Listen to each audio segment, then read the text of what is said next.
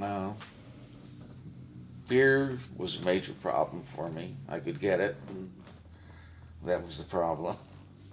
Uh, One time we ran very low on beer, so some of the guys told the first sergeant they knew a place to get it. So this is when we were up north on the DMZ. So he said they could take a truck, but they had to have a machine gunner with them, and I was a new guy, so I said, I'll do it. So I climbed in the back of a 3/4 ton truck, and I was ready to go, and they they started the truck up, and I drove 15 feet, more or less, into a hole. Dropped the whole front end into a hole. I smashed my face up against the wood behind the cab and loosened my teeth. I don't remember if they ever got any beer because I staggered off the truck and just said, "Somebody take care of my machine gun. I'm going to bed." And I just fell asleep, went to bed.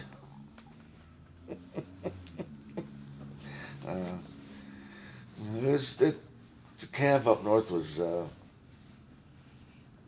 interesting. We did a lot of work.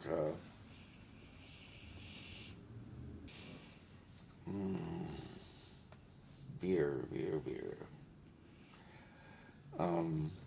I know one time we flew out to get. We supplied with beer. We took a aircraft that needed maintenance. It only had a few hours left before it had to go into maintenance, so we flew to, I don't remember where. There was no problem. We picked up the beer. We had all the seats out, so we were just sitting on the floor. And then we'd loaded the aircraft up like 2 layers deep of cases of beer, and we just sat on them. And then we took off. We're flying back, and the pilot said we're having some problems up here. We're starting to lose power. He said, when I tell you, and if I tell you, just start throwing the beer out. So me and my buddy looked at each other and tore open a case and started drinking the beer, throwing the cans out. Luckily, we didn't have to throw any away. But people always just got me in trouble that way. Another time, I'd broken, I guess, I don't know what I did to my ankle, but I went up to on sick call, and they couldn't tell if it was broken or just sprained. So they told me just to lace my boot up tight, and they gave me like a week off for it to heal. So I'm sitting in our little bunker, and it's hotter than hell. But we got a generator from the Seabees. They gave us one for favors we did for them, and then we bought a refrigerator, so we had cold beer. And, it looked so good. I was laying there. Everybody else was out on a mission, and I'm just laying there. So I figured, well, 2 beers a day. I'm going to have my 2 beers right now. So I had them. And because we were responsible, my platoon was responsible for handing the beer out, we always had a little extra, so I drank that. And then I started drinking other people's beer. And when they came back from their mission, they were a little pissed off. And one of my friends just pulled out a .45 and put it to my head and said, "Find some beer. Don't come back without it, or I'll kill you." So I went out and I begged and I scrounged up enough beer for them. But they drank it warm, but they had their beer. We used to fly weird missions up north. One was called a sniffer. You'd fly at low level, at low speeds, It was we had a chemical warfare unit that would come in, and they would put the machine that would smell ammonia, and they hung out like two like the flexible tubes for swimming pools filters. They had those outside the aircraft, and they would pick up ammonia scent, which was basically what you have in urine, and and we would just fly real low as a nice, pretty target, and they would sniff it, smell it.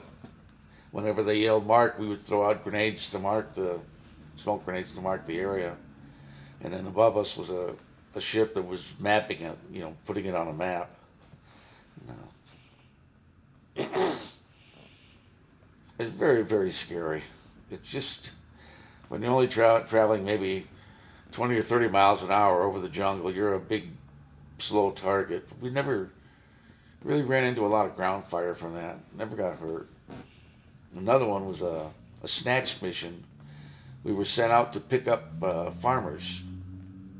We would fly over a field, and if we saw a farmer, we would land, and they would send out 4 or 5 infantrymen to grab him, and then they would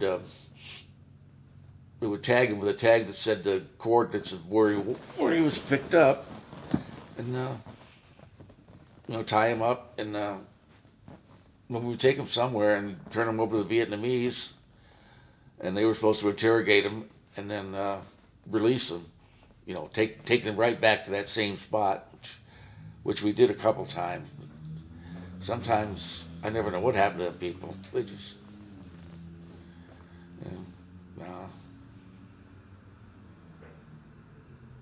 it's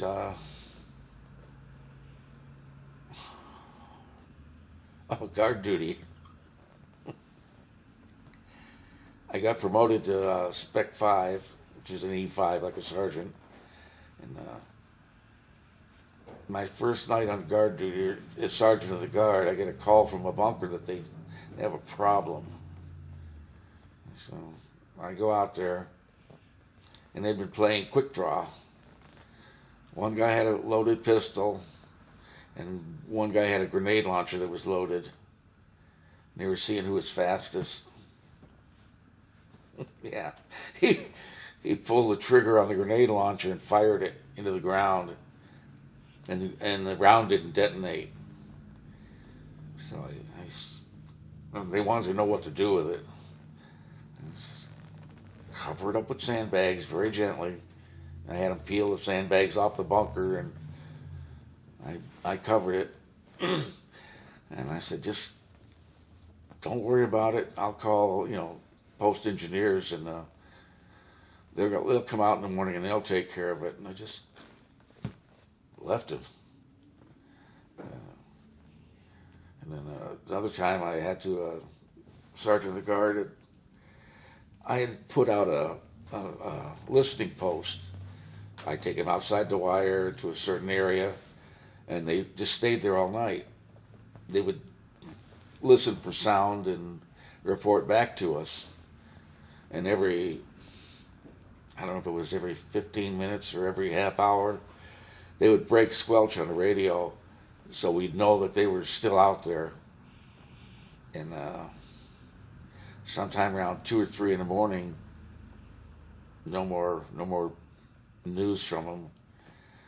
And so I went out to the guard post and asked them if they'd seen anything or heard anything, and they said no. So at sunrise, the officer of the day and I walked out to the bunker and told them, one of you guys is going to go out there and find him, see what would happen to him. And they wouldn't go. They said, we don't know where they are. He said, you put them out there, you go find them. I said, I can't go out there, I don't have a rifle. One of the guys handed me his rifle. Here's my rifle, here's my ammo, you go find them. And then the OD said the same thing, go out there and bring them back. So I went out to the wire, and I walked a little ways down the hill. We were on a hill, And about 50 meters out, I found them. They were all sprawled out on the ground, weird positions, and nobody was moving, and didn't look like they were breathing either. So I just stared at them, and I looked around. I didn't see anything, and after about 5 minutes, I called them kind of quiet like, and they woke up. They said nothing was happening, so we decided just to take a nap. So I brought them back in, and I didn't tell anybody what they said. I didn't want to really get them in trouble. So, no, they were. It was interesting doing that, crawling out into not knowing anything that's out there. And then finally, things got real slow for the Army, so we started scouting for the Marine Corps. And first we scouted around Quezon. It's not a very pleasant place. We went out there the first time with 3 aircrafts at the Quezon itself to talk to the Marines about what we were going to do. And we lost 2 aircraft sitting on the ground. We were sitting next to them, and all the crews we had the big aircraft tire. We were all sitting on it, bullshitting, and they dropped a couple mortars on us, and damaged one aircraft so it couldn't fly, and another one was damaged but it had no more radios. But when the rounds hit, everybody jumped up and ran but me. I just rolled over on the ground and hugged the tire, cuddled up to it. I don't like to stand up when they were dropping in rockets or mortars. Too much danger standing up. So I didn't get, but they thought I was dead. We went up there another time for something, and we lost another aircraft too to ground fire. Mortars. It was just for the Marines that were there, that was a hellhole and the shittiest place on earth to be. And it was even scary to visit.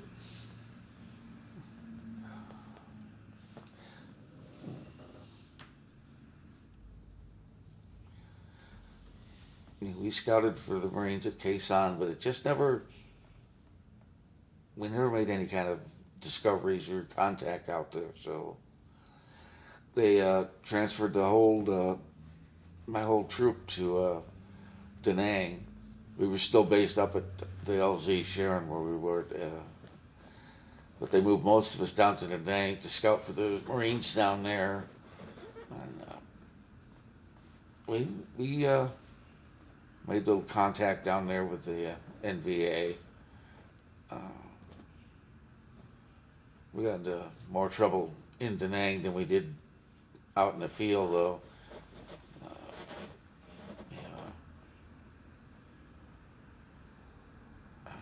We had a few wounded. We had a couple of guys killed in Da Nang. We were in that area.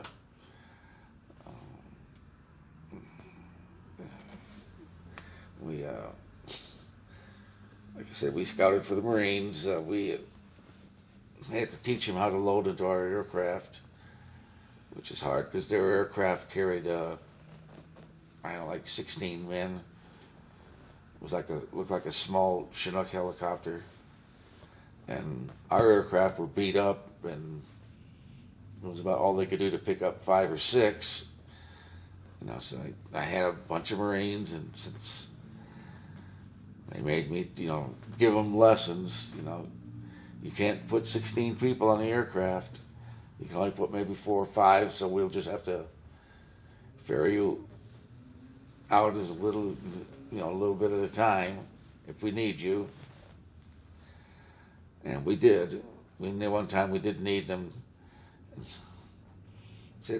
They just packed that aircraft till they couldn't get any more on, and had to physically remove people. Here, come with me, let's go, get off. And get it down to the right size. And then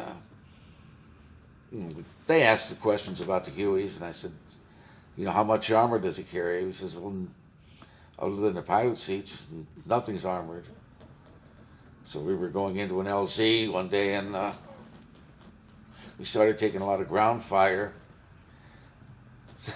So they all crowded up by the pilot seats because there was a little bit of armor there.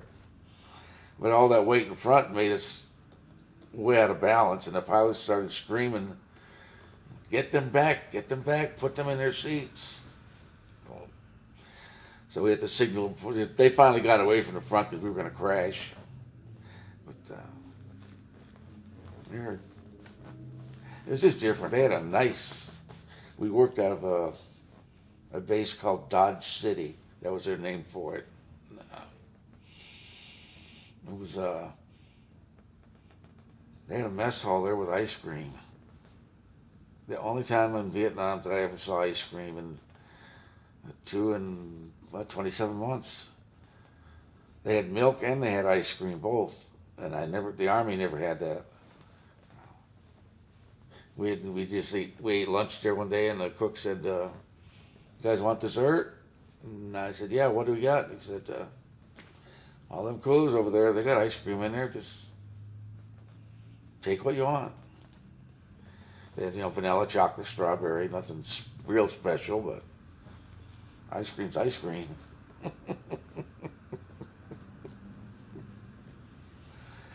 But man, there was a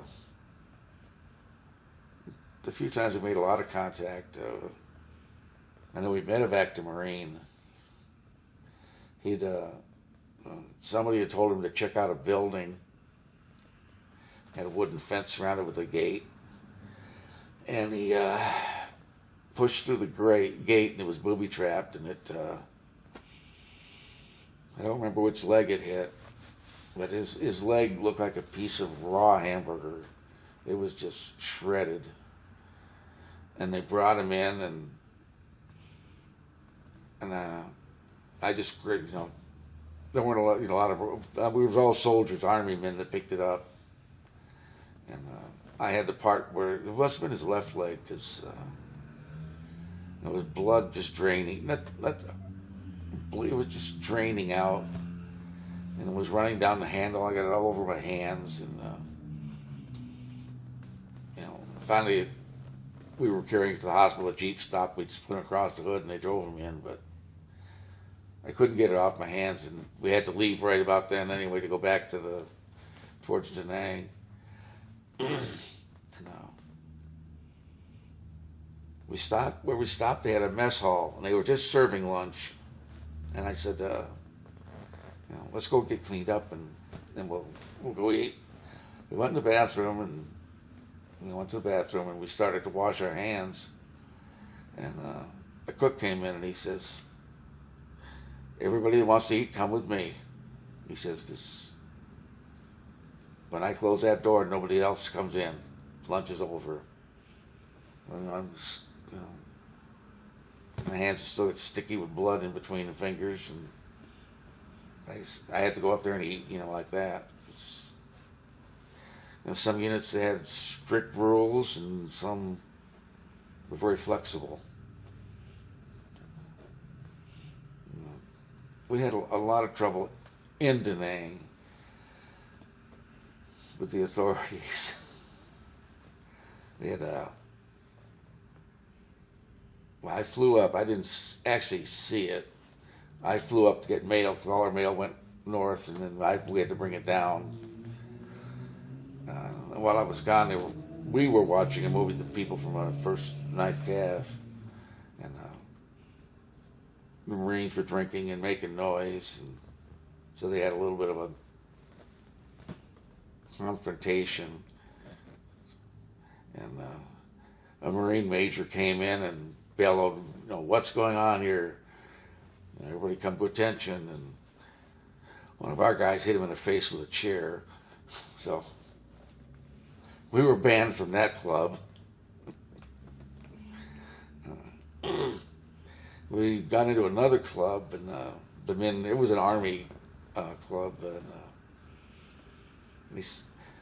they were upset with their CO. So one of our infantrymen gave him a grenade. Just throw it under his bunk. He'll leave you alone. He did. They pulled a pin and they rolled it into his quarters. But it was one of the old pineapple type like they used in World War II. And the spoon that was supposed to pop up and arm it was rusted. So he heard the noise, woke up, looked under his bunk, and there was a grenade. And they couldn't find out who in our unit gave it to him, so they just politely asked us to go away, gather all your stuff up, and get out of here. Well, that's excuse me. That's when about the time I extended for my third tour. And I extended for 9 months so I could get out of the Army early. And my orders weren't coming in. I kept asking the first sergeant, and he kept saying, well, nothing. There's nothing here for you. And finally, one day, we got my orders to go home on leave I got a month's leave for extending. And I'm starting to leave the headquarters tent, and he said, "Oh, just a minute, here's another set of orders for you. They're canceling those orders. You stay here until the division is transferred south." We were transferring down by Saigon, or the whole First Cavalry was. So, they had to stay an extra week or so when we packed up all our stuff and they flew it down south. First, some of us went out by ship, landing craft, big landing crafts, and all the aircraft were flown down by pilots, and the crew chiefs rode on the aircraft, but us store gunners and other people, they just sent us over to a Quang Tree, and we had to wait for aircraft to take us there. We spent 3 days on that airfield waiting for a flight out. No food. Nobody cared about us. There were all Marines there. No water. We had water during the day, but at night they put a lock on its security grease. They locked off the water. So, we just sat there for 3 days. And finally, our flight came in about midnight of the third day and took us out, flew us south. I had to spend about a few more days down there before they let me go home.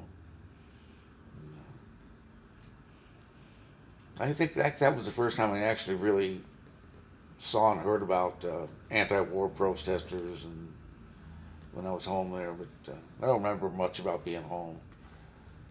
I remember coming back. A joke they pulled on me. But, a couple of my friends were out on a mission when I came back, and they told me that they'd been killed, in action. Oh, they have? Yeah, we lost them. I guess they expected me to break down or something, but I just, shit happens. They didn't get the response they wanted, and they weren't actually killed. They were just away on a mission. But right about then, Captain Peterson, our platoon leader, he told me he wanted me to be in the new platoon sergeant because the old one had gone home.